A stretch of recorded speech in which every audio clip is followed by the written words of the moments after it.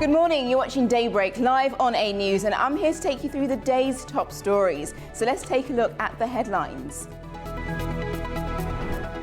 Trump says US will not lift Hormuz blockade until a deal is made with Iran as the ceasefire looms closer.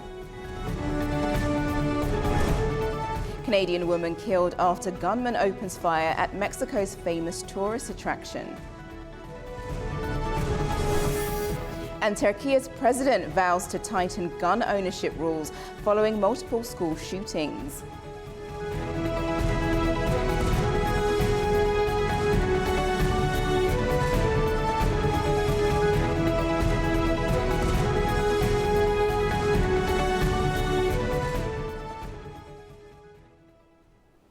Our top story this morning. The ceasefire between the US and Iran is showing fresh strain as both sides trade accusations and hold firm on key demands. Washington maintains its blockade while Tehran rejects talks under pressure. Vice President J.D. Vance is still expected to fly to Islamabad today to lead negotiations if Iran agrees to further talks as the deadline for the current ceasefire looms closer. Tensions between the United States and Iran remain high, with uncertainty clouding prospects for a new round of peace talks and the future of a fragile ceasefire. US President Donald Trump says Washington will not lift its naval blockade on Iranian ports until a deal is reached with Tehran. In posts on Truth Social, Trump said the US is in a strong position and insisted that continued pressure on Iran would force a deal. The blockade, imposed about a week ago, has already disrupted regional shipping.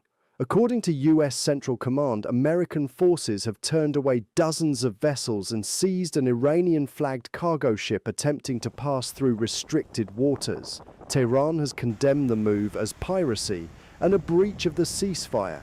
At the same time, Iran has maintained restrictions on the Strait of Hormuz, a critical global oil route, heightening concerns over energy supplies and driving up prices. Shipping traffic through the strait has fallen sharply, with many vessels avoiding the area due to security risks. Diplomatic efforts remain uncertain. A second round of talks is expected in Islamabad, but neither side has fully committed. US Vice President J.D. Vance, who is set to lead the American delegation, has yet to leave Washington, while Iran says it currently has no plans to attend. Iranian Parliament Speaker Mohammad Bagher Ghalibaf has rejected negotiations under threats, accusing Washington of trying to force a surrender and warning that Tehran is prepared to escalate if necessary.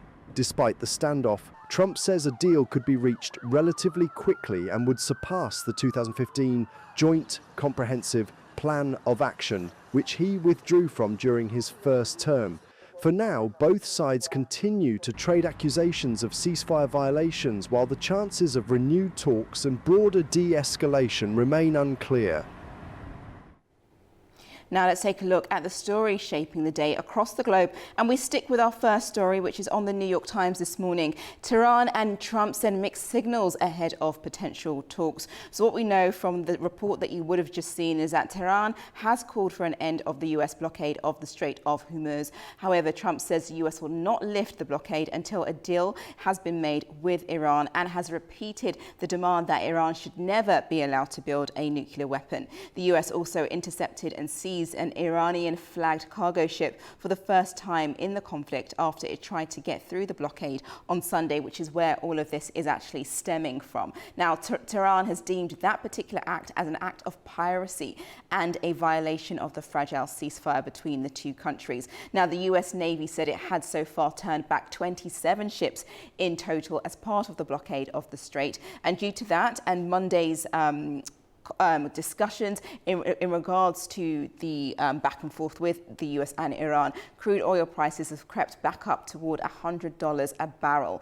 And just also to add, Vice President J.D. Vance is also expected to leave for Washington today. Previously, before the United States President Donald Trump had said that he was leaving on Monday, but that was incorrect. It was actually he's going to leave today on the Tuesday and meet with two Iranian officials potentially. One of them, Mohammad Bagher Ghalibaf, would also attend if he knew that Mr. Vance was also attending as well in relation to that. And just quickly, just to what's going on in Lebanon, the US will host another round of ambassador-level talks in Washington between Israel and Lebanon this Thursday, officials have said. Now, Israel wants the disarmament of Hezbollah, the Iranian-backed militant group, while Lebanon wants a complete Israeli withdrawal from its south region. So we'll see exactly how those talks go, but we will be covering it on the program and throughout the day, depending on what is able to come out of those talks. Okay, now we go to the next headline today, which is on The Guardian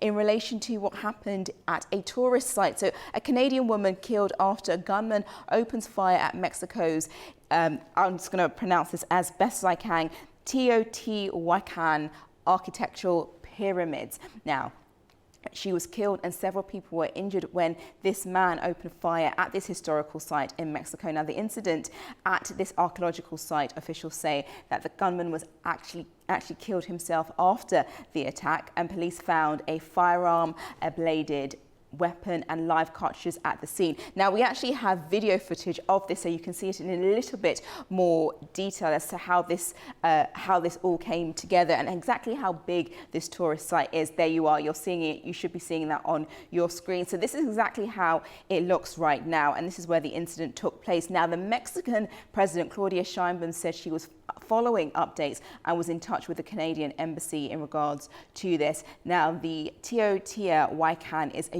UNESCO World Heritage Site and among the most popular tourist attractions in Mexico. And Sheinbaum said that on social media that she had instructed her security cabinet team to investigate the incident and provide all necessary support there. As we know, this is the information coming out. We'll get more and more later on during the course of the day. I'll make sure we bring that over to you. But right now we know that one woman who's from Canada has been killed by this gunman who's also no longer alive, who killed himself as well.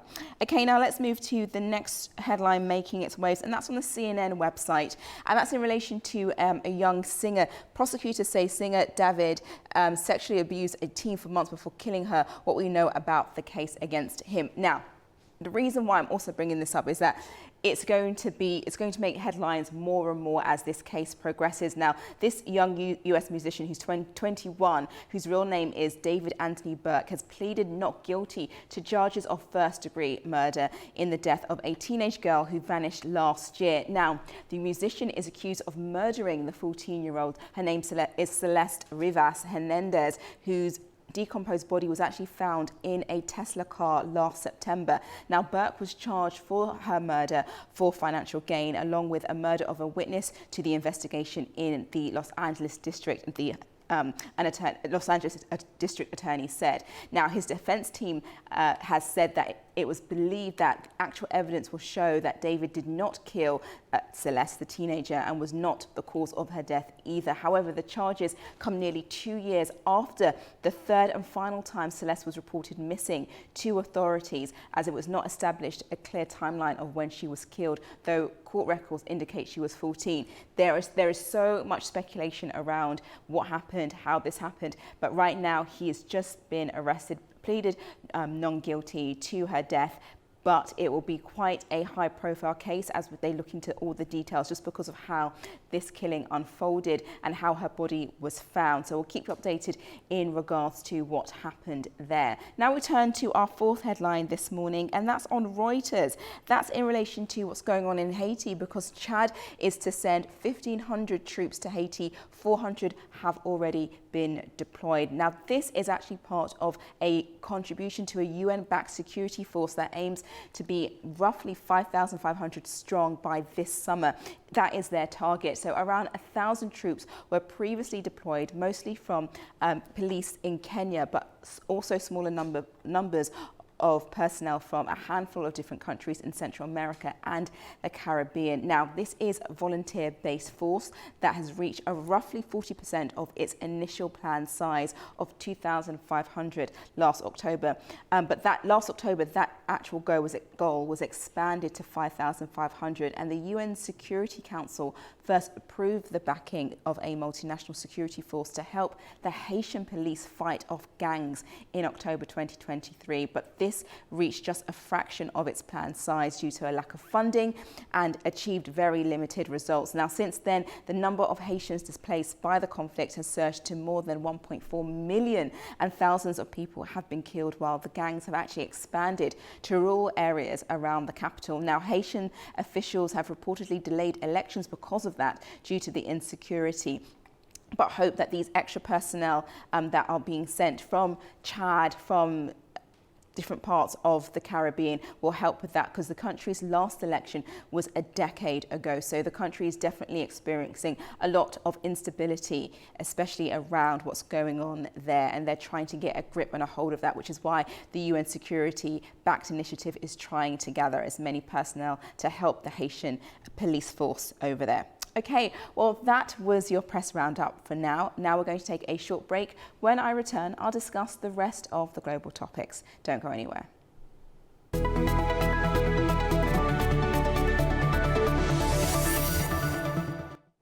Welcome back. You're watching Daybreak. Now let's take a look at the global stories this morning.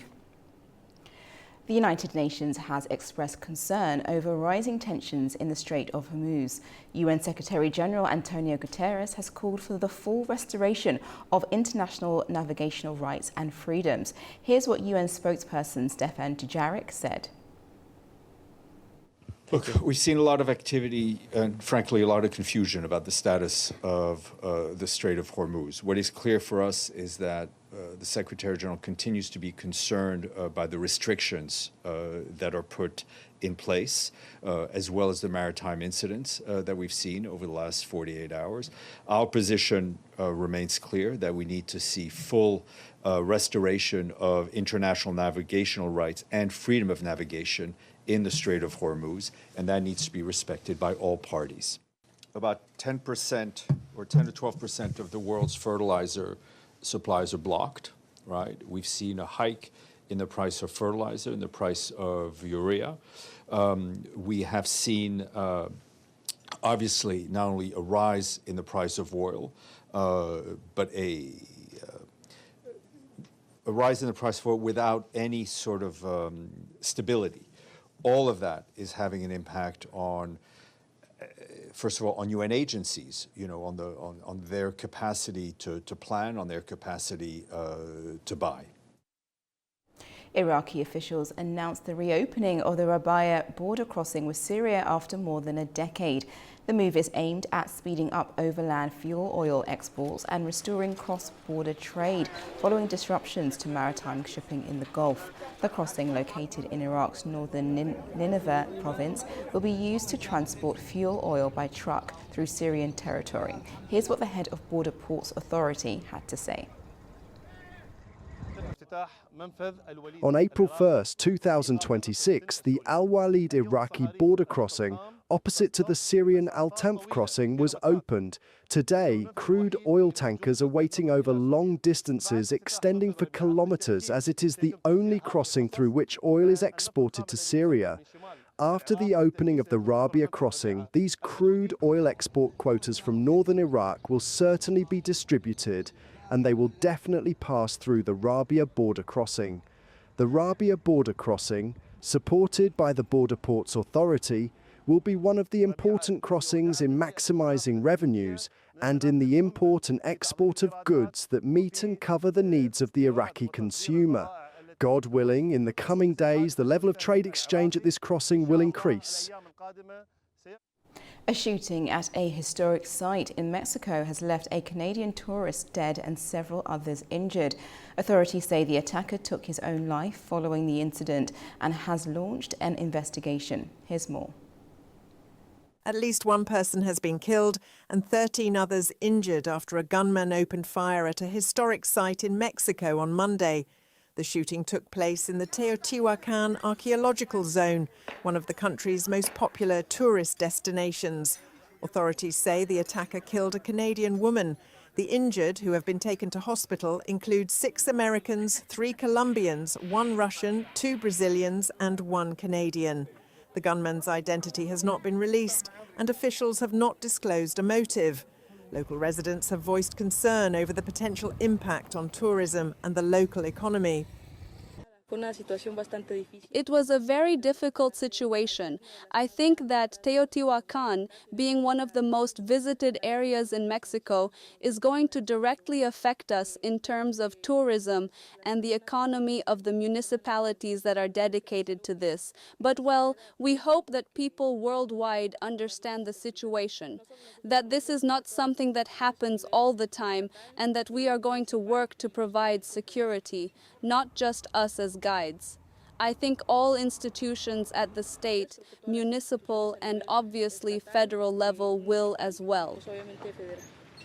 Mexican President Claudia Sheinbaum said she is in contact with the Canadian embassy following the incident and has instructed her security cabinet to investigate and provide all necessary support. Forensic teams and emergency crews were deployed to the scene while police cordoned off and evacuated the site. The pre-Hispanic pyramids and ruins at Teotihuacan are a UNESCO World Heritage Site and among the country's most visited attractions, drawing around 1.8 million visitors last year. The site is also set to host an immersive nighttime show for tourists during the World Cup this summer, according to an earlier announcement by the Mexico state government. U.S. police has released a photo of the suspect in the Louisiana shooting, identified as Shamar Elkins. Preliminary information indicates he first shot a woman before going to a nearby residence where 8 children, 7 reportedly his own, were killed. After fleeing the scene in a stolen car, the suspect was fatally shot by officers following a chase. In Washington, U.S. lawmakers held a moment of silence for the children killed in the shooting.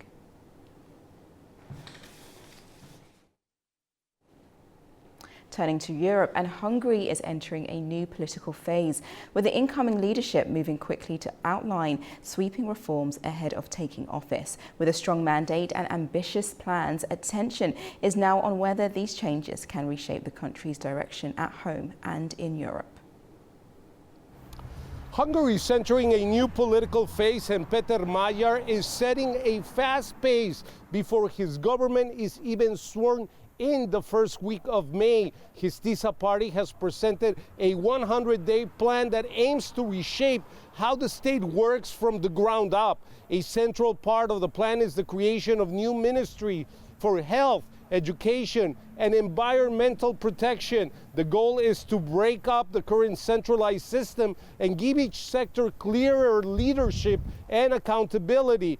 Healthcare is at the center of this push. Magyar has made it one of his top priorities, pointing to long wait times, staff shortages, and underfunding. His plan calls for higher wages for doctors and nurses and more resources for hospitals and a system where patients can expect more reliable care. At the same time, there is a strong economic and political goal behind these reforms. Magyar wants to unlock billions of European Union funds that have been frozen over concerns about corruption and rule of law. Those funds are seen as key to stabilizing the economy and supporting public services. There are already signs of movement. Talks between Hungary's incoming leadership and EU officials have begun, with both sides signaling a willingness to work together. But EU leaders have made it clear that real progress will depend on concrete changes, especially on transparency and oversight. Meanwhile, Magyar enters office with a strong mandate after a landslide election victory. His party holds 2/3 majority in parliament, which gives him the power to pass major reforms, including changes to the constitution if needed. That level of power brings high expectations. The timeline is short. The reforms are wide-ranging, and many Hungarians are watching to see if this new government can deliver on its promises and reset the country's direction at home and in Europe. Pablo Gutierrez for A News, Budapest, Hungary. Staying on Hungary, and election winner Peter Major, who has called for the reopening of the damaged Druzhba oil pipeline, urging Ukraine to restore transit once it is operational and Russia to resume supplies. Speaking in Budapest, he warned against what he described as political blackmail, saying existing agreements should not be reopened or used as leverage. What I can say to the Ukrainian president is this. We do not know each other. We have not spoken on the phone or in any other way, but this is not a game. So if the Druzhba oil pipeline, the friendship pipeline, is suitable for transporting crude oil, then he should please open it in line with his commitment. And we ask the Russians to feed crude oil into it, because without both sides, it simply does not work. We also have information that this could happen in the coming days, as may already have been announced by various sources. We will not enter into any form of blackmail, and I would not recommend it. A political storm is growing in the UK as questions mount over how Peter Mandelson's high-profile diplomatic appointment passed security checks. The controversy is now fueling calls for accountability and raising broader concerns about government oversight. Our correspondent Zainab Faridze has more. UK Prime Minister Keir Starmer has blamed Foreign Office officials for the controversial appointment of Peter Mandelson as ambassador to the United States, saying key information was withheld from him. Addressing MPs in Westminster on Monday, Starmer said it beggars belief that officials failed to inform senior ministers that Mandelson had initially failed security vetting, insisting he would not have approved the appointment had he known.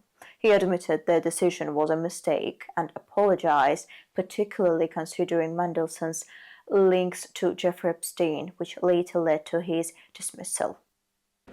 I should not have appointed Peter Mandelson. I take responsibility for that decision, and I apologise again to the victims of the paedophile Jeffrey Epstein, who were clearly failed by my decision. The role sparked dramatic scenes in the Commons, with two MPs ordered to leave during the debate. Reform UK MP Lee Anderson was removed after calling the Prime Minister a liar and refusing to withdraw the remark. Shortly after, your party MP Zara Sultana was also ejected after accusing Starmer of gaslighting the nation and making similar claims. The scandal has triggered a wider political crisis, with opposition figures accusing the Prime Minister of misleading Parliament and calling for his resignation. Conservative leader Kemi Badenoch said leadership is defined by how mistakes are handled, accusing Starmer of failing to take responsibility and instead throwing his staff under the bus. Starmer denies doing so deliberately, arguing he was not informed about the failed vetting and placing responsibility on officials. The fallout has already led to the dismissal of a senior civil servant, Ollie Robbins, and prompted a review of the vetting system. Zina Farizadeh, A News, Manchester, United Kingdom. Ukrainian President Volodymyr Zelensky has said that two patrol police officers have been formally suspected over their failure to protect people during an attack on the 18th of April. Zelensky stressed that accountability is necessary and called for a review of police procedures and training to prevent such disasters in the future. Today, Ukraine's Prosecutor General, Ruslan Kravchenko, reported that sufficient evidence has been collected and that two patrol police officers have been formally suspected for failing to protect people during an attack in Kiev on Saturday. The patrol unit responded to a call about a shooting and saw what was happening. They saw the wounded, a child and other civilians at the scene. They should have done everything possible to stop the attacker, but they fled. There must be accountability. I expect that further procedural steps will not be delayed. Police protocols, training rules and the use of weapons to protect people must be reviewed to ensure this never happens again. There must be safety for everyone. Spain's Prime Minister Pedro Sanchez has welcomed Portugal's President Antonio José Seguro at the Royal Palace. His visit marks his first official foreign visit since taking office. The Portuguese president later met the Spanish royal family and attended an official lunch at the Royal Palace in Madrid with his wife. The visit aims to strengthen bilateral ties, economic and energy cooperation.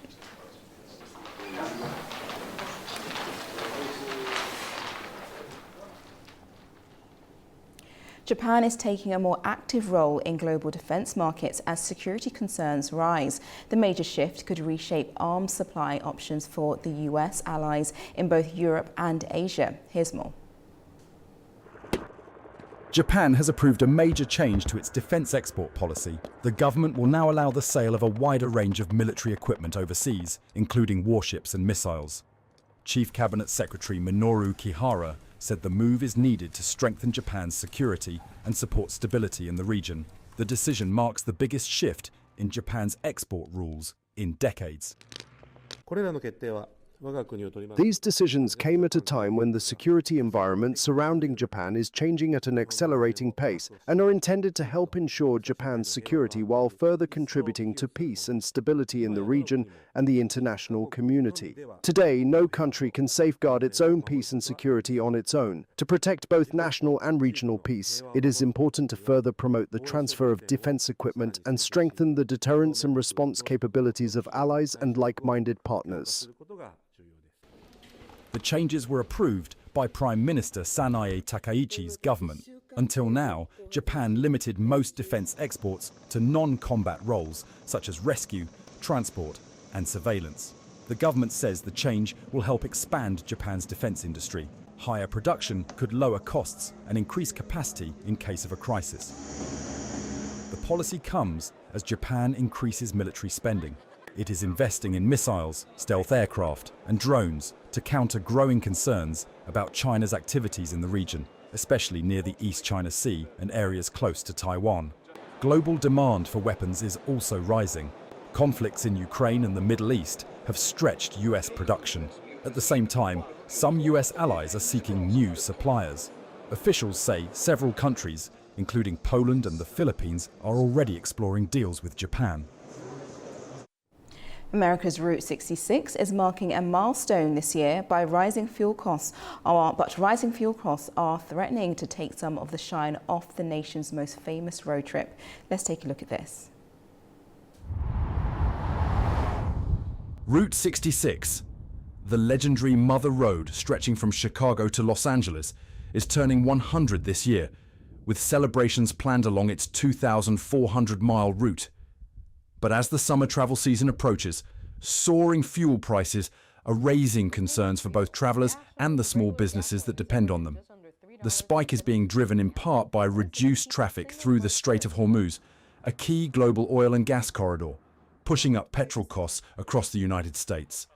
At roadside stops like Roy's Motel and Cafe in Amboy, California, the impact is already visible.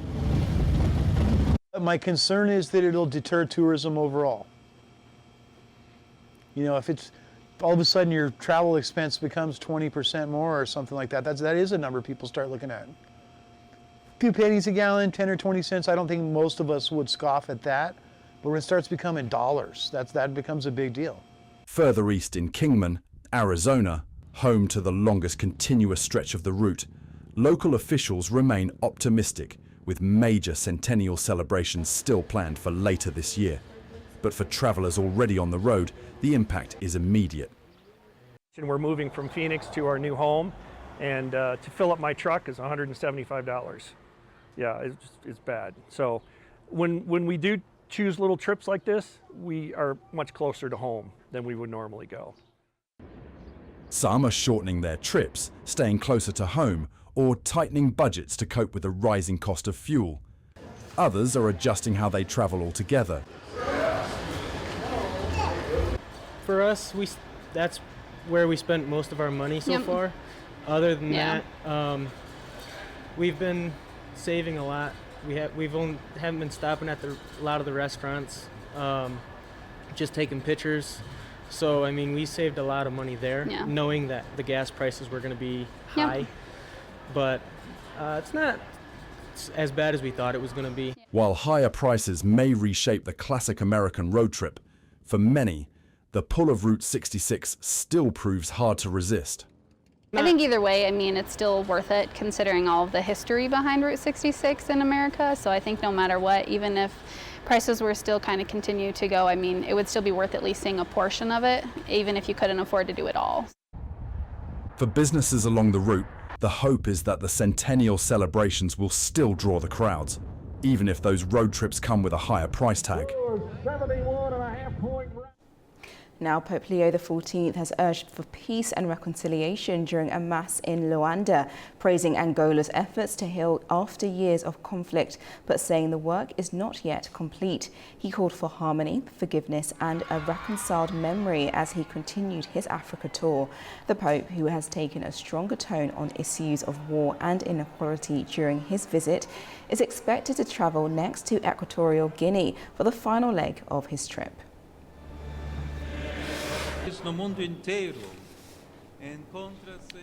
Staying on the Pope and a year on from Pope Francis' death, attention is now turning to how his legacy is being carried forward under the new leadership of the newly elected Pope Leo XIV.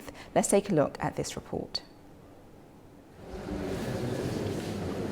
1 year after his passing, the world is remembering Pope Francis, a leader who reshaped the modern Catholic Church with a message of humility, reform, and compassion. The 266th pontiff died on April 21, 2025, at the age of 88 after suffering a stroke, following months of declining health, including bilateral pneumonia. In his final weeks, millions of Catholics across the world gathered in prayer and vigil, reflecting on a papacy that spanned more than a decade. Born Jorge Mario Bergoglio on December 17, 1936 in Buenos Aires, Argentina, he was the son of Italian immigrants and initially trained as a chemist before answering a religious calling. He joined the Jesuit order in 1958 and was ordained a priest in 1969. Rising through the church, he became Archbishop of Buenos Aires in 1998, where he gained recognition for his modest lifestyle and focus on social justice. In March 2013, he was elected Pope following the resignation of Benedict XVI, becoming the first Jesuit and the first Latin American to lead the Catholic Church. Choosing the name Francis, he signaled a papacy centered on simplicity, service, and care for the poor. Over 12 years, he championed environmental protection, economic equality, and the rights of migrants and refugees. His tenure coincided with major global crises, including conflicts in Ukraine and Gaza, where he consistently called for peace and dialogue. In the years since his passing, that legacy has begun to take new shape. Cardinal Robert Francis Prevost was elected as the 267th Bishop of Rome, taking the name Pope Leo XIV. At 69, he became the first American-born pope and the first from North America, marking a historic shift for the Church. We'll now take a short break. When I return, we'll take a look at the regional headlines, and I'll be joined by a guest to further dig into some of the key stories. Don't go anywhere.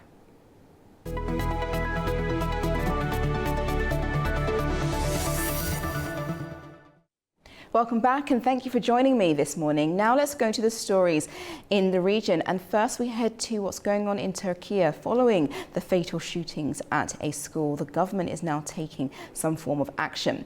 Turkish authorities will now make additional legal measures to restrict firearm ownership in the country following 2 deadly school shootings this month. Here's more on that major decision. Turkish President Recep Tayyip Erdogan said on Monday that his government would introduce sweeping measures, including restrictions on gun ownership, following 2 deadly school shootings last week. Addressing the nation after a cabinet meeting, the president said violence should be tackled through a comprehensive strategy ranging from family dynamics to digital media exposure and institutional cooperation.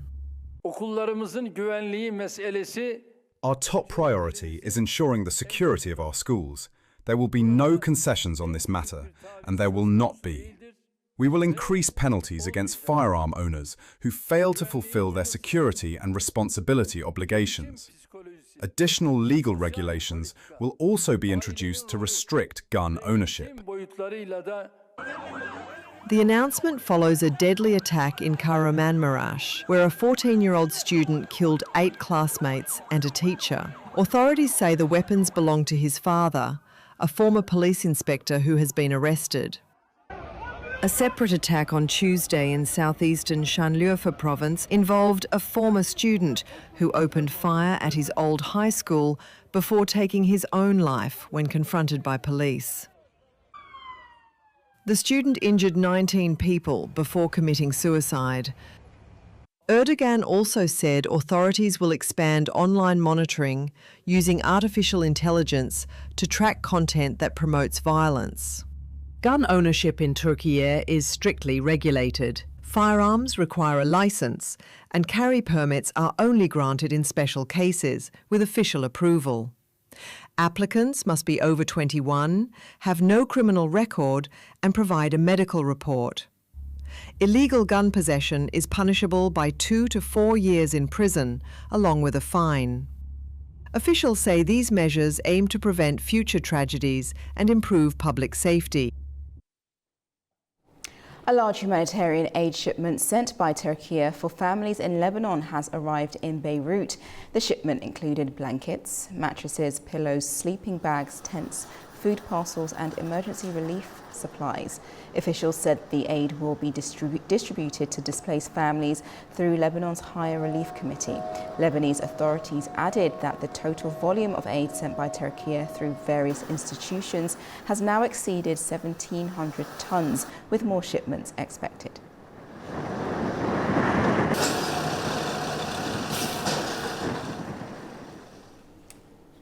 Israel has issued a joint statement by its key security that it had uncovered an Iranian network linked to the Islamic Revolutionary Guard Corps, which had planned attacks on a number of targets worldwide, including the Baku-Tbilisi-Cyan oil pipeline. Joining me now to discuss this further and the timing of it all is political analyst Ayten Gobanova. Good morning. Good morning. My first question to this particular story is the joint statement issued by Mossad, Shin Bet and the IDF has been described as highly unusual. What does the fact that these three entities have come together to issue a single statement tell us about the wider situation? And this, it once again proved that the pipelines is one of the great strategic achievements for all countries in order to increase or decrease their tensions in this direction. If they also call relations with Azerbaijan and at the same time maybe so-called attack to the Baku-Tbilisi pipeline, so it also again proves that this pipeline is one of the great strategic achievements of independent Azerbaijan. And it is not only an export route. It is a symbol of our sovereignty and our economic vision and our successful partnership with Turkey and Georgia. And simultaneously, this corridor strengthens Azerbaijan's global role and reduce dependence on all geopolitical models. And as we know, any projects such scale attract attention in all parts of the world. And in this direction, I think that all countries, including Azerbaijan, state will always protect such kind of routes with full determination. And the statement follows the 6th of March announcement by Azerbaijan's State Security Service. Should this April disclosure be seen as the other half of the story first brought to light by Baku, or is the Israeli statement pointing to something wider? First of all, every state communicates sensitive information according to its own strategic timing. That's normal in international relations. However, for Azerbaijan, the main issue is not who speaks now or later. The main issue, the security of our state and our national interests. And as known, Azerbaijan has always acted responsibly and transparently when matters concern our sovereignty. And we do not build policy on headlines. We build policy on facts, institutions, and national priorities. Therefore, regardless of external statements, Azerbaijan's position remains unchanged, and the security of our territory and strategic infrastructure is fully under the control of the Azerbaijani state, not any other country. I see. So you wouldn't say that this was the other half of the story, but more so just an additional piece of information? Yeah, but in fact, no serious difference can be seen. The core matter had already been addressed by Azerbaijani institutions, and what we see now is reportedly mostly different presentation of the same issues through another country's political perspective. Azerbaijan naturally approaches such matters as a sovereign state and through the lens of national security and public order and the protection of the strategic assets. So others may interpret even through their own regional calculations, but our priority is clear and unchangeable, and Azerbaijan's security agenda is defined in Baku, not elsewhere. So do you see any significance then in the timing of this particular disclosure? I don't think so. So I think that this timing just for the calculation of the regional policy of the Israel, as I indicated, every state communicates sensitive information according to its own strategic way. So that's normal in international relations. And if we look at Azerbaijan's security statement then and the Israeli disclosure, how plausible is it that Iran would target critical infrastructure such as the Baku-Tbilisi-Cheyenne pipeline? Let's look back to the history of the bilateral relation between Israel and Azerbaijan, at the same time Azerbaijan and Iran. So Azerbaijan's relations with Israel are based on mutual benefit in areas such as technology, agricultural, trade, and security cooperation. And these ties are legitimate and serve Azerbaijan's national development. On the other hand, Iran is our neighboring country, and stable relations with neighbors are always important for Azerbaijan. Azerbaijan has repeatedly shown that it can maintain principled relations with different countries at the same time. We do not accept the logic that friendship with one state requires hostility toward another one. So Azerbaijan chooses balance, dignity, and independence, and we do not believe in emotional diplomacy, and we believe in preventive security, direct communication, and responsible statecraft. Our national interest lies in regional stability, and consequently Azerbaijan benefits from peace, connectivity, and economic cooperation, not from escalation among other countries. Well then, based on what you just said, what is their relationship now with Iran and exactly what's going on in the region that's also impacting the South Caucasus? As you mentioned, Azerbaijan does not base its relationship on emotion, but more on strategic diplomacy and effective cooperation. So how is that relationship now? As I mentioned, Iran is one of the neighboring countries for Azerbaijan. Azerbaijan foreign policy mainly based on the calm confidence, strategic passions, and firm defense of sovereignty. And we are going to maintain constructive dialogue with neighbors, deepen cooperation with the partners, and clearly state that Azerbaijani territory will not and cannot be used against any country, and no external actor can threaten Azerbaijan. So this is a line of strong and independent country, and we are open to cooperation to all countries, including Iran. But we are equally firm in protecting our interests, and in any case that Iran or other country trying to pose such kind of threat to Azerbaijan strategic interests, so Azerbaijan will adequately answer. But did Azerbaijan feel any type of negativity towards Iran by what happened, by finding out this information, and now that Israel has now also made the same conclusion? Has that actually hindered relationships with Iran, or has Iran actually been able to go further in making sure that its relationship with this neighboring country is better than ever?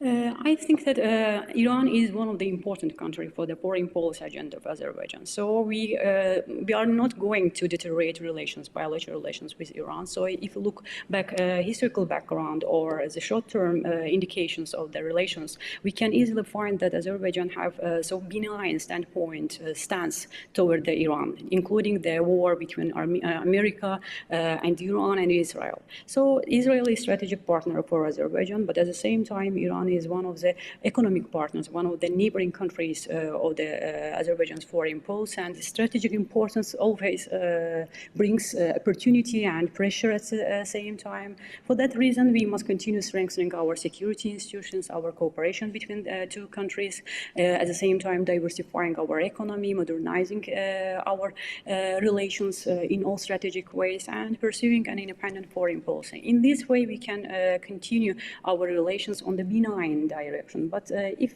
Iran or other regional partners of Iran will continue such kind of aggressive rhetoric toward the other regional actors, it will deteriorate regional relation systems, and at the same time, it will negatively impact on the bilateral relations. But in these days, right now, Azerbaijan is going to continue cooperation with Iran and continue to give aid, mentoring and aid to Iran during this very crucial period for this country. And how effective then do you think Israel has been over recent months in limiting Iran's external operational capabilities? I think that both sides declare that their operations are in high level and succeed all primary goals. But I think when we look the statistical information and the information declared by the both sides, we can easily find that the war deteriorated security agenda of the region. At the same time, it will definitely have a huge impact, negative impact, both countries' economy, stability, and development. But Israel's attack toward the Iran will continue over the peace during the peace processes, peace negotiation processes at the same time. So Israel's stance toward the Iran is so radical, and it's not only based on the nuclear program of Iran. I think that Israel's main and primary goal is regime change in Iran, and it will continue the operations until the final day. Well, that's quite interesting, because obviously we will be taking a closer look as to how things go on. We know that there's talks on Thursday between Lebanon and Israel in relation to the ceasefire, and hopefully talks with the US and Iran in regards to ending what's going on in the Middle East. Well, we'll definitely be keeping a closer watch on that. But thank you for your insights in regards to that, Ms. Gurbanova. Thank you. Thank you for having me. Now back to Turkey, which is closely monitoring efforts to revive Iran-US talks, even as tensions in the Strait of Hormuz continue to escalate and uncertainty grows over whether the talks will proceed. Here are the latest developments. The conflicting signals regarding the talks come amid steadily escalating tensions in the Strait of Hormuz, around which the United States has imposed a naval blockade targeting Iranian-linked shipping in the area. On Sunday, U.S. naval forces seized an Iranian-flagged cargo vessel that Washington said had attempted to bypass the blockade.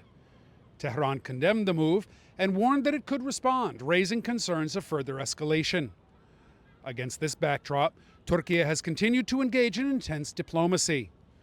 Over the weekend, the foreign ministers of Turkey, Egypt, Pakistan, and Saudi Arabia met on the sidelines of the Antalya Diplomacy Forum. Details of the closed-door meeting were not disclosed. But according to Turkish sources, the discussions focused on reviving the negotiation process and maintaining a shaky ceasefire between the warring parties. On Sunday, Pakistani Prime Minister Shehbaz Sharif praised the diplomatic efforts of Turkey, Saudi Arabia, and Qatar. In a phone call with Iranian President Masoud Pezeshkian, Sharif said those efforts had been instrumental in promoting dialogue. Whether they will be enough to ensure that the talks proceed on Tuesday, however, still remains unclear. This is Adam Morrow for A News in Istanbul, Turkey.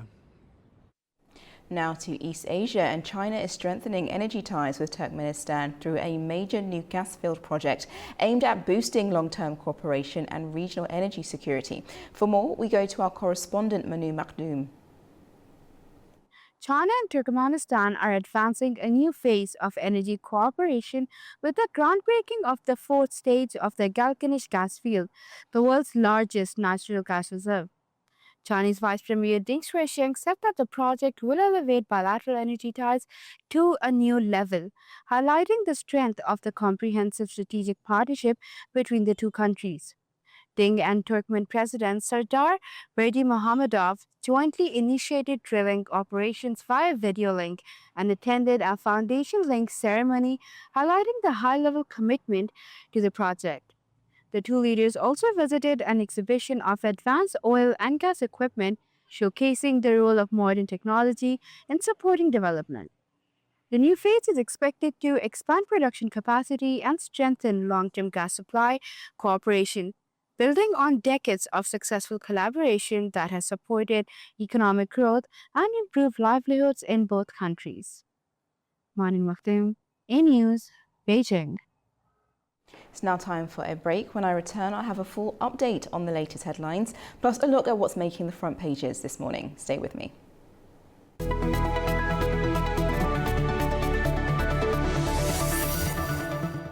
Hello, you're watching Daybreak live on A News, and if you're just joining me, I'm your host Nadia Gyane, here to take you through the top stories this morning. So let's take a look at the headlines. Trump says US will not lift Hormuz blockade until a deal is made with Iran as ceasefire looms closer.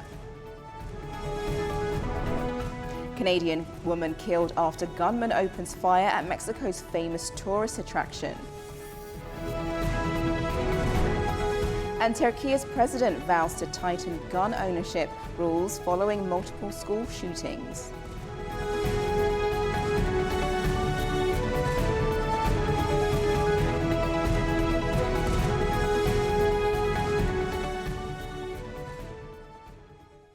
Now let's take a quick look at the stories making the front pages this morning. And we head first to the BBC, and a victory slips away from a marathon runner this weekend. Now it's a very short video, but I want you to take a look at this young man in black running down to the finish line. Now there is a man in front of him who also believes that he is the first one and makes a victory pump fist in the air, only to be overtaken by the man in black who has outrun him. And all of that just to show that you never finish a race before you've actually crossed the finishing line. It was a dramatic finish at the Delaware Marathon on the 19th of April, which saw Joshua Jackson, the man in black, snatching victory in the final moment, overtaking the leader, Carson Mello, the man who was shirtless towards the end by less than a second. Mello thinking a win was guaranteed, as you can see there, that was Joshua Jackson there.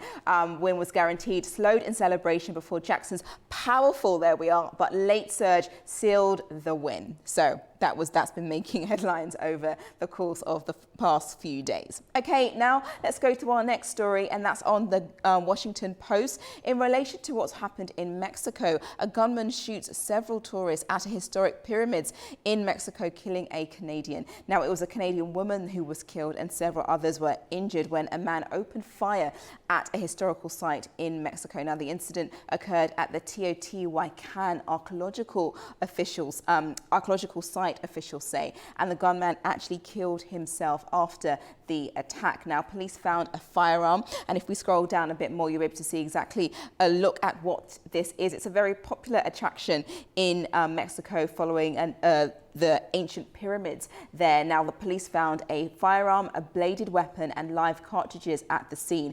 Mexican President Claudia Sheinbaum said she was following updates and was in touch with Canadian Embassy. And the pictures you're seeing right now is a video of a drone footage of the actual site there, just in more detail, so you can actually see exactly what took place or what it looked like. Now, it's actually a UNESCO World Heritage Site, and among those popular, one of the most popular tourist attractions in the country. We know that the president has said that her security cabinet is investigating the incident and will provide all necessary support required during that time. Okay, now let's go to our next story that's making headlines, and that is also on The Guardian in relation to what's hopefully going to take place between Iran and the US, and it's JD Vance to lead US delegation in Pakistan if Iran agree to talks, and that is a big if, only because Tehran has called for an end to the US blockade of the Strait of Hormuz, but Trump says that he will not lift that blockade until a deal is made.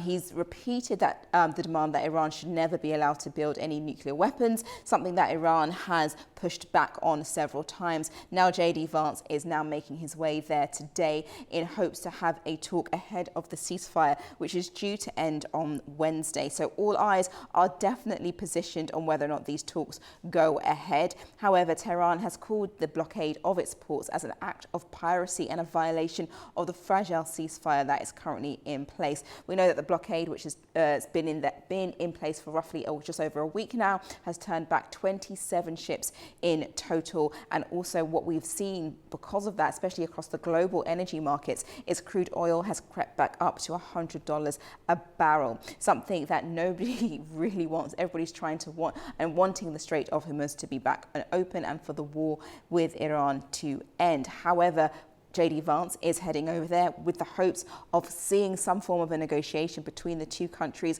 but we'll keep you updated in regards to that. But we now go to our Washington correspondent who has more details in relation to this story. As the deadline to the ceasefire with Iran inches closer, President Trump has announced on Monday that the deal that his administration is negotiating with Iran will be, quote, far better than the JCPOA. That's the Obama-era nuclear deal that President Trump canceled upon first taking office. Trump said that the JCPOA would have given Iran a guaranteed road to eventually developing a nuclear weapon, an outcome that he has vowed will never happen under his watch. Trump added that if the Obama nuclear deal was not canceled, that nuclear weapons would have been used against Israel and all across the Middle East. Conflict with Iran could erupt once again if the second round of negotiations in Islamabad do not produce an agreement. President Trump has warned that he is ready to authorize additional strikes on Iranian infrastructure if Tehran does not agree to a deal by Wednesday. Vice President JD Vance is expected to attend the talks in Pakistan with Iran, and the U.S. is on the verge of either deciding on more war or perhaps what could be a lasting peace agreement. Officials in Washington believe that the Iranians are delaying for additional time due to reported factional disagreements between Iran's Islamic Revolutionary Guards and the head of the Iranian negotiating team, the Parliament Speaker Mohammad Ghalibaf. That's according to U.S. intel. Ending the blockade in the Strait of Hormuz also remains a major sticking point in the talks.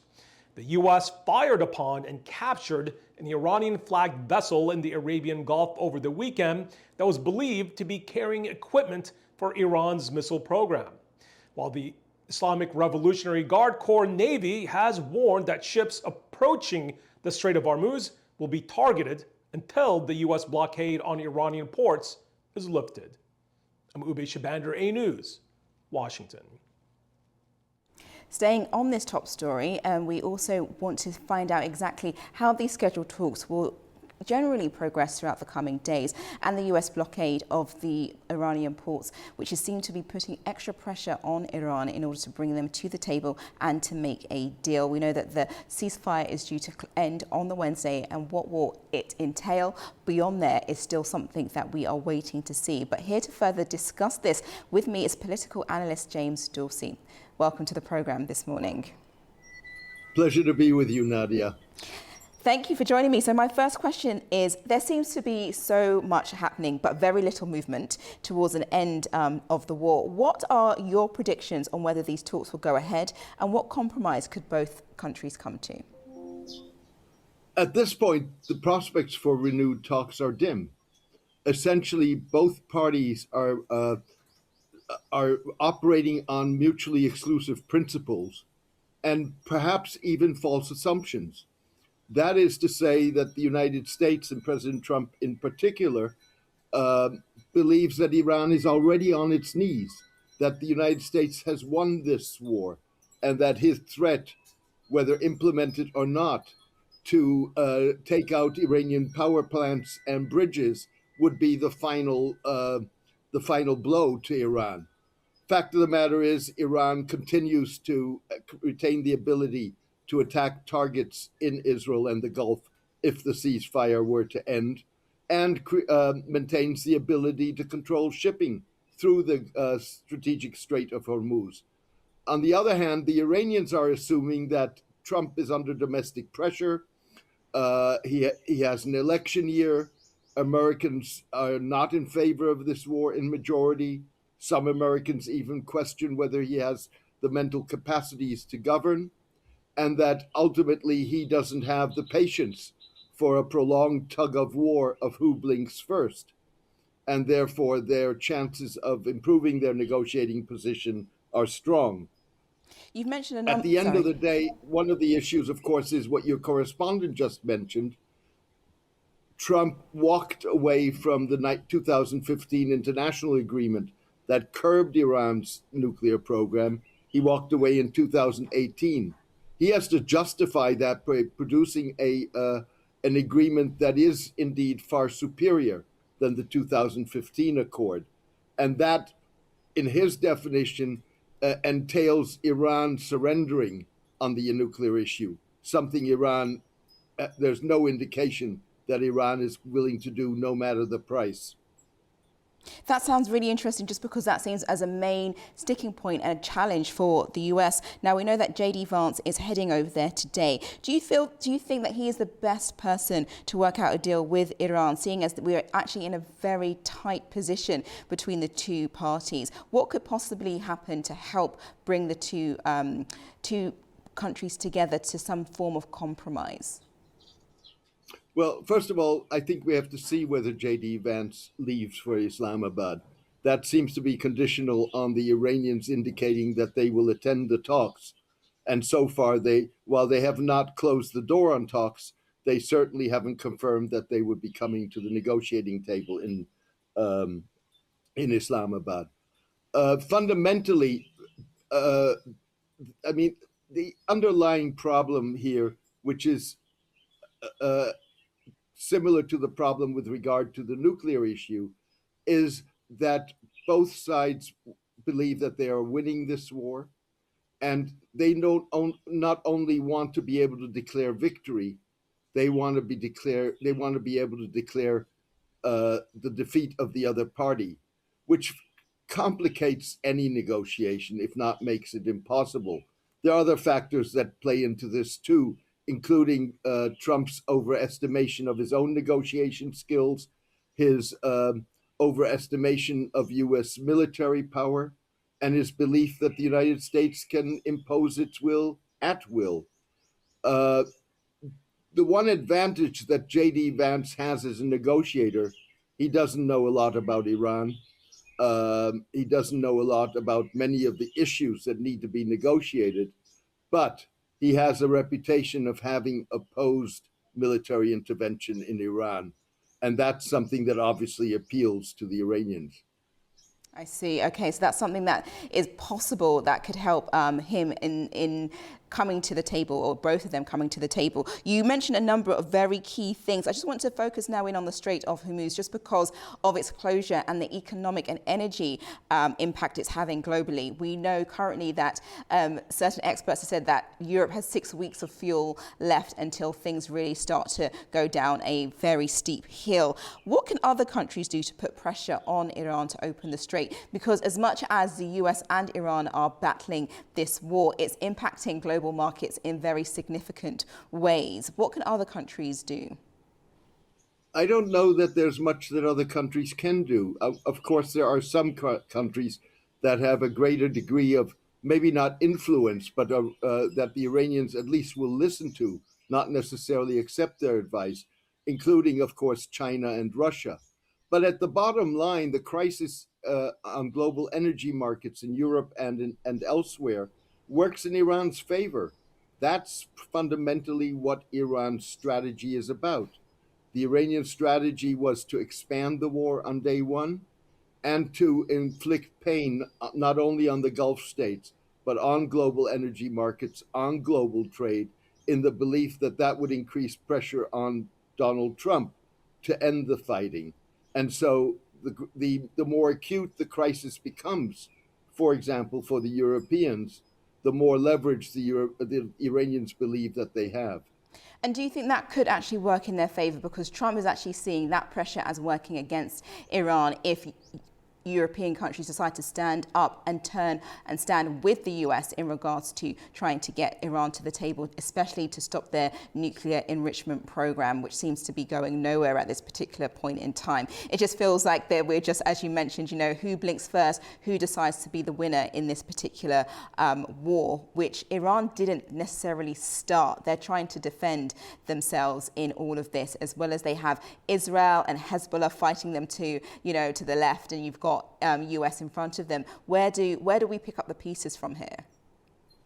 Well, first of all, the nuclear issue is the one issue that probably is the easiest to resolve and to find a compromise if both parties have the political will.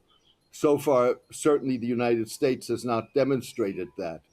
I think in terms of the Europeans, and in a broader sense, NATO, as well as U.S. allies in Asia, they've been very clear. They want no part of this war. To the degree that they are involved, they're looking at how to secure shipping through the Strait of Hormuz once the war ends. And interestingly enough, it's not just the Iran war where the European allies are refusing to cooperate with the United States. The same is true on the future of Gaza, where you have had meetings in earlier this week in which the Europeans made clear that they were not going to support Trump's board of peace. So the issues of what Europeans are willing to do and what not willing to do are much broader than just Iran. But it's clear, and the Europeans have made that very clear, they want no part of the hostilities. They're looking at post-war arrangements. Very much so, and I think that's what's taken Trump by surprise. His allies not coming to his side in relation to this. What are your thoughts generally then in relation to this particular war? What could end up? Things have changed rapidly, but still the war continues. I think we're in our 7th week. I don't think the US expected this war to be this long. I assume they expected it to be quite quick, very similar to how they were able to capture Maduro in Venezuela. What do you think would be the turnaround in all of this? Whether or not the talks go ahead or things fall to the wayside, what do you think is the best and likely outcome? The best and likely outcome would be an extension of the ceasefire. There's no indication that the Americans would agree to that.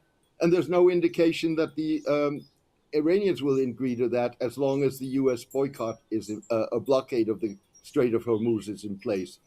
I mean, this is a war where Donald Trump miscalculated on from day one.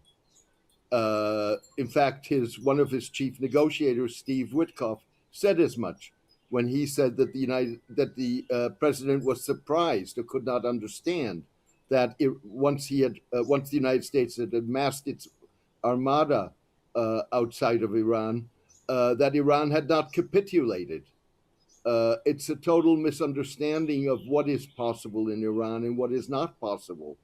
And that assumption that military force would force Iran to capitulate is basically what underlies U.S. negotiations up until now and makes any sort of agreement impossible. So what you're going to need is a change of negotiating approaches on both sides of the divide. The unfortunate thing is that could mean that you first need another round of military hostilities. Yeah, definitely. Mr. Dorsey, thank you so much for your insights and clarity in regards to this. It's a very sticky subject, so we're trying to get things as clear as possible. So thank you for coming onto the program. It's my pleasure. Thank you for having me. Thank you. Now, dozens of American veterans and military family members were detained in Washington, D.C. after protesting against the Iran war inside a congressional office building. The demonstrators, part of the veteran-led group About Face, held a flag-folding ceremony in the Cannon House office building rotunda before forming ranks and chanting. More than 60 of the protesters were arrested after refusing orders from police to disperse. A shooting at a historic site in Mexico has left a Canadian tourist dead and several others injured. Authorities say the attacker took his own life following the incident and have launched an investigation into how this came about. Here's the report. Being killed and 13 others injured after a gunman opened fire at a historic site in Mexico on Monday. The shooting took place in the Teotihuacan archaeological zone, one of the country's most popular tourist destinations. Authorities say the attacker killed a Canadian woman. The injured, who have been taken to hospital, include 6 Americans, 3 Colombians, 1 Russian, 2 Brazilians and 1 Canadian. The gunman's identity has not been released and officials have not disclosed a motive. Local residents have voiced concern over the potential impact on tourism and the local economy. It was a very difficult situation. I think that Teotihuacan, being one of the most visited areas in Mexico, is going to directly affect us in terms of tourism and the economy of the municipalities that are dedicated to this. But well, we hope that people worldwide understand the situation, that this is not something that happens all the time, and that we are going to work to provide security, not just us as guides. I think all institutions at the state, municipal, and obviously federal level will as well. Mexican President Claudia Sheinbaum said she is in contact with the Canadian embassy following the incident and has instructed her security cabinet to investigate and provide all necessary support. Forensic teams and emergency crews were deployed to the scene while police cordoned off and evacuated the site. The pre-Hispanic pyramids and ruins at Teotihuacan are a UNESCO World Heritage Site and among the country's most visited attractions, drawing around 1.8 million visitors last year. The site is also set to host an immersive nighttime show for tourists during the World Cup this summer, according to an earlier announcement by the Mexico state government. Now to East Asia, and Japan is taking a more active role in global defense markets as security concerns rise. The major shift could reshape arms supply options for U.S. allies in both Europe and Asia. Here's more. Japan has approved a major change to its defense export policy. The government will now allow the sale of a wider range of military equipment overseas, including warships and missiles. Chief Cabinet Secretary Minoru Kihara said the move is needed to strengthen Japan's security and support stability in the region. The decision marks the biggest shift in Japan's export rules in decades. These decisions came at a time when the security environment surrounding Japan is changing at an accelerating pace and are intended to help ensure Japan's security while further contributing to peace and stability in the region and the international community. Today, no country can safeguard its own peace and security on its own. To protect both national and regional peace, it is important to further promote the transfer of defense equipment and strengthen the deterrence and response capabilities of allies and like-minded partners. The changes were approved by Prime Minister Sanae Takaichi's government. Until now, Japan limited most defense exports to non-combat roles such as rescue, transport and surveillance. The government says the change will help expand Japan's defense industry. Higher production could lower costs and increase capacity in case of a crisis. The policy comes as Japan increases military spending. It is investing in missiles, stealth aircraft and drones to counter growing concerns about China's activities in the region, especially near the East China Sea and areas close to Taiwan. Global demand for weapons is also rising. Conflicts in Ukraine and the Middle East have stretched US production. At the same time, some US allies are seeking new suppliers. Officials say several countries, including Poland and the Philippines, are already exploring deals with Japan. Now, Cuba's government confirmed that it had recently met with US officials on the island as tensions between the two sides remain high over the US energy blockade of the Caribbean country. Officials said the meeting included assistant secretaries from the US State Department and Cuba's deputy foreign minister. They described the exchange as respectful and professional, adding that the US delegation did not issue any threats or deadlines, contrary to some reports in US media. Now, Turkish authorities will make additional legal measures to restrict firearm ownership in the country following two deadly school shootings this month. Here's more on that major decision. Turkish President Recep Tayyip Erdogan said on Monday that his government would introduce sweeping measures, including restrictions on gun ownership, following two deadly school shootings last week. Addressing the nation after a cabinet meeting, the president said violence should be tackled through a comprehensive strategy ranging from family dynamics to digital media exposure and institutional cooperation. Our top priority is ensuring the security of our schools. There will be no concessions on this matter, and there will not be.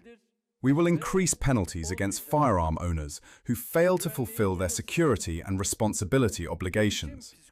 Additional legal regulations will also be introduced to restrict gun ownership. The announcement follows a deadly attack in Kahramanmaraş, where a 14-year-old student killed 8 classmates and a teacher. Authorities say the weapons belong to his father, a former police inspector who has been arrested. A separate attack on Tuesday in southeastern Şanlıurfa province involved a former student who opened fire at his old high school before taking his own life when confronted by police. The student injured 19 people before committing suicide. Erdogan also said authorities will expand online monitoring using artificial intelligence to track content that promotes violence. Gun ownership in Turkey is strictly regulated. Firearms require a licence, and carry permits are only granted in special cases with official approval. Applicants must be over 21, have no criminal record, and provide a medical report. Illegal gun possession is punishable by 2 to 4 years in prison, along with a fine. Officials say these measures aim to prevent future tragedies and improve public safety. Now we head over to this day in Europe, and Romania's pro-European government is losing support while the Social Democrats are gaining ground in the polls. The key question now is whether they will return to a governing coalition, risking political compromise, or remain outside to strengthen their position ahead of the next elections. Here's our correspondent with more. Welcome to This Day in Europe, where political uncertainty in Romania is deepening after the Social Democrats pulled support from the pro-European government led by Liberal Prime Minister Ilie Bolojan. The move threatens a coalition and risks reshaping the political landscape at a time of growing pressure on mainstream parties. The decision follows weeks of coalition tensions, with divisions over spending, reforms, and migration proving hard to bridge. But beyond the immediate policy clashes, there's a deeper political calculation at play. For social democratic parties, staying in government comes at a cost. Compromise, especially in broad coalitions, can blur their identity, alienate core voters, and leave them squeezed between the left and a growing protest vote on the right. Stepping away is seen as a bit of a reset to sharpen their message, reconnect with voters, and regain control of the narrative before the next election. But the high-risk move could create space for other parties to gain further traction. The hard-right Alliance for Uniting Romanians is currently leading in the polls and is expected to file a vote of no confidence in May. The Social Democratic Party indicated it might file a vote of no confidence in the months to come as well. If either party supports the other's vote, it will spell the fall of the government and lead to new elections. Amid this, the government is advancing reforms linked to 11 billion euros in EU recovery funds. Failure risks losing the funding and pushing up borrowing costs. No doubt, Prime Minister Ilie Bolojan is walking a political tightrope in the months ahead. For A News, I'm Anita Sharma in Arnhem, Netherlands. Well, thank you for watching Daybreak with me. That's all the stories for this morning. I'll be back tomorrow to take you through the latest updates, but make sure you stay tuned to A News throughout the days as we bring you more information in regards to global stories around the world and whether or not Vice President J.D. Vance of the US will make the trip to Islamabad for talks with Iran. Stay tuned. Take care.